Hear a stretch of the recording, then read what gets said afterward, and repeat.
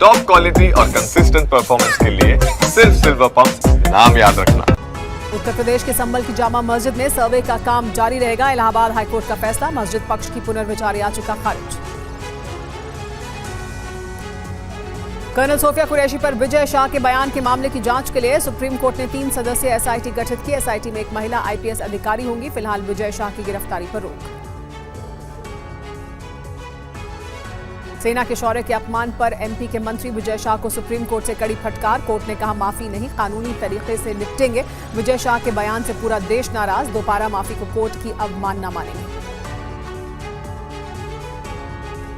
S Jaishankar के बयान पर राहुल गांधी ने सरकार से पूछे सवाल। पवन खेड़ा ने कहा सरकार बताए ऑपरेशन सिंदूर में हमने कितने विमान गंवाए, हमले से पहले पाकिस्तान को क्यों दी जानकारी, कितने आतंकी बच निकले।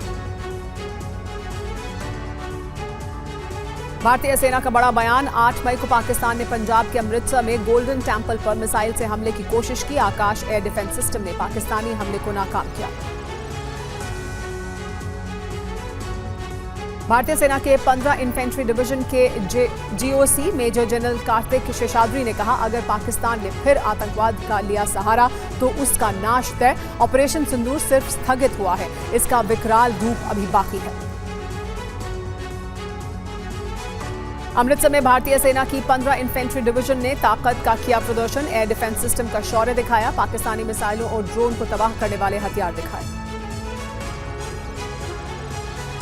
भारतीय सेना ने पाकिस्तान की ओर दागी गई मिसाइलों का मलबा भी दिखाया। भारत के एयर डिफेंस सिस्टम ने सभी पाकिस्तानी मिसाइलों को हवा में ही मार गिराया था।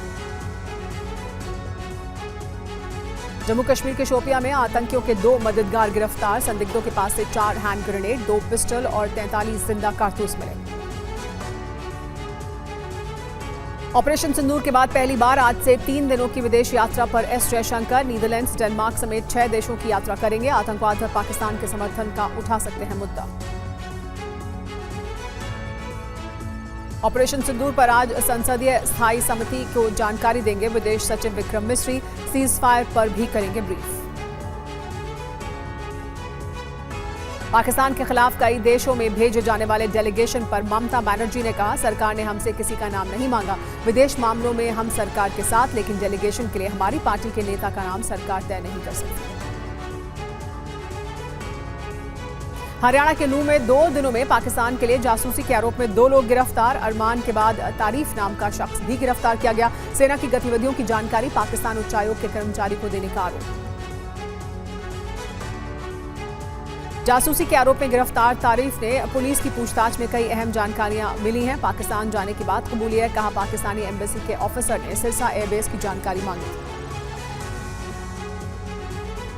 हरियाणा के नूंह में पाकिस्तान के लिए जासूसी करने के आरोप में गिरफ्तार अरमान को 6 दिन की पुलिस रिमांड। सेना की जानकारी पाकिस्तान को देने के सबूत मिलने का दावा। जासूसी के आरोप में हरियाणा के पानीपत से पकड़े गए नौमान से पूछताछ में नई जानकारी मिली। नौमान ने ऑपरेशन सिंदूर के दौरान आईएसआई के हैंडलर इकबाल काना को कई जानकारियां भेजी थी। पंजाब के बठिंडा की सैनिक छावनी का रकीब नाम का दर्जी भी जासूसी के आरोप में गिरफ्तार। मोबाइल जब्त कर पूछताछ जारी। उत्तर प्रदेश के मुरादाबाद से आईएसआई के लिए जासूसी करने के आरोप में गिरफ्तार शहजाद के परिजन बोले पाकिस्तान से सूट लाकर बेचा करता था, कई बार लाहौर जा चुका। शहजाद की पत्नी ने जासूसी के आरोपों से किया इनकार। पुणे में वायुसेना को वर्दी में ठगी करने के आरोप में गौरव नाम का शख्स गिरफ्तार हुआ है। संदिग्ध गतिविधियों की जानकारी मिलने के बाद हुई ये गिरफ्तारी।